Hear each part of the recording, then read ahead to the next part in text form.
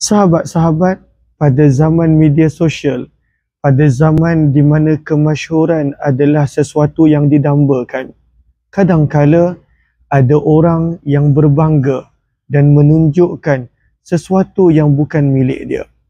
Maka Nabi SAW pernah menegur dalam hadis riwayat Muslim, apabila ada seorang bertanya kepada Nabi untuk dia menunjukkan sesuatu, berbangga dengan sesuatu yang sebenarnya dia tidak ada, maka apakah hukum dia?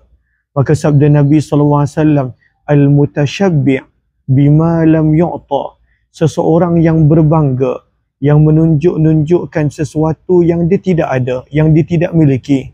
Kalabisi thawbai zur, seperti seseorang yang memakai dua lapisan dan dua helai pakaian pembohongan.